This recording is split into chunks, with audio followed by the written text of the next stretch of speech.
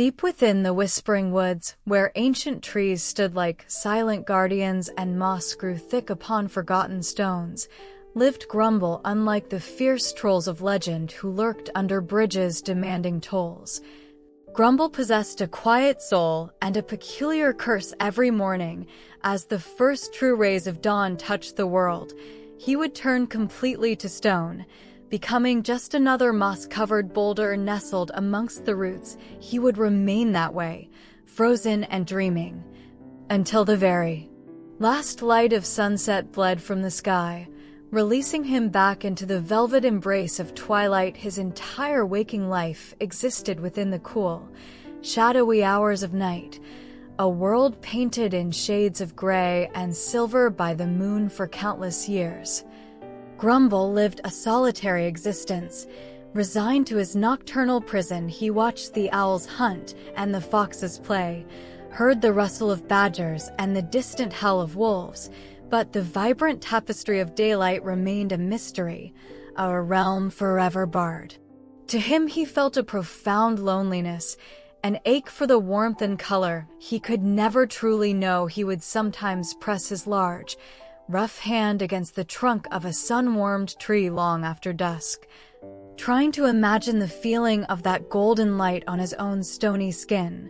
But it was always just a memory borrowed from the forest itself, never his own. The world awoke as he slept, and slept as he awoke, leaving him perpetually out of step. One evening, as Grumble emerged from his stone slumber, with a familiar deep sigh, something extraordinary happened. He happened to be perched on his favorite rocky outcrop overlooking the western edge of the whispering woods. As he stretched his stiff limbs, his gaze drifted towards the horizon. The sky, usually a deepening indigo at this hour, was ablaze. Streaks of molten gold, fiery orange, passionate crimson, and soft lavender painted the vast canvas above. Clouds glowed like embers, their edges shimmering with impossible light. Grumble stood utterly transfixed. He had never witnessed such breathtaking beauty. It was as if the heavens themselves were on fire, a symphony of light and color performed just for him,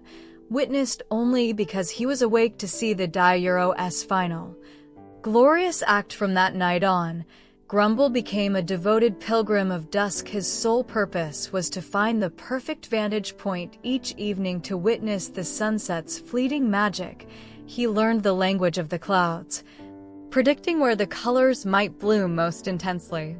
He discovered that the view from High Pine Ridge was vastly different from the serenity of Lillipad Pond, each location offering its own unique masterpiece. He'd watch, his large, kind eyes wide with wonder, as the sun dipped lower, transforming the landscape minute by minute, gilding the treetops and setting the distant river aflame with reflected glory. In those precious minutes, the curse felt less like a burden and more like a secret key unlocking a treasure only he could fully appreciate. Under the cover of approaching night, one particularly vibrant evening, while Grumble sat mesmerized by swirls of peach and rose blooming over the meadow, a small gasp broke the silence. He turned slowly to see a young child, perhaps 7 years old, with wide, curious eyes, standing frozen a few paces away. Having stumbled upon his clearing, fear flickered across the child's face. The stories about trolls were frightening, but Grumble, startled but gentle, simply offered a hesitant, crooked smile. "Beautiful, isn't it?" he rumbled softly, his voice like stones tumbling in a gentle stream, nodding towards the dying light. The child, mesmerized by the sunset and disarmed by the troll's quiet awe, slowly nodded. Taking a tentative step closer, a fragile friendship blossomed under the painted sky. The child, whose name was Elara, returned the next evening, and the next. They spoke little at first, simply sharing the silent wonder of the sunset. Grumble told her about the colors he saw, describing them with words he'd never used before, like crushed berries, like the heart of a flame, like the softest petals. Elara, in turn, shared glimpses of the daytime world he could never experience, the buzz of bees, the exact blue of the forget-me-nots. The feeling of warm grass under bare feet she brought him smooth, sun-warmed stones she'd collected, tangible pieces of the day he cherished. He learned the names of birds he only heard at night and described the intricate patterns of constellations visible once the sunset faded. Their unlikely bond grew deep, rooted in shared wonder and mutual understanding. As weeks turned into months, Grumble cherished his friendship with Elara more than anything yet.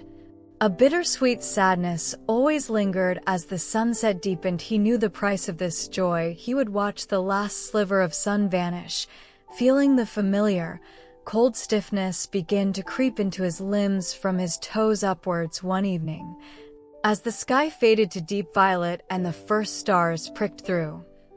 The stiffness came faster, sharper. He looked down at Elara, her small face lit by the emerging moonlight. "It's time," he murmured, his voice already gaining a gravelly resonance. "Don't be sad, little one. Remember the colors." Elara's eyes filled with tears, but she placed her small hand on his large, rapidly cooling finger. "I'll bring you a sunrise story tomorrow," she whispered fiercely. Grumble managed one last, peaceful smile as the stone claimed him completely. He solidified into a familiar, weathered shape beside the outcrop, his face tilted forever towards the western horizon, where the sun had last blazed. Elara visited often, sometimes talking to the silent stone, sometimes just sitting quietly beside him as twilight fell.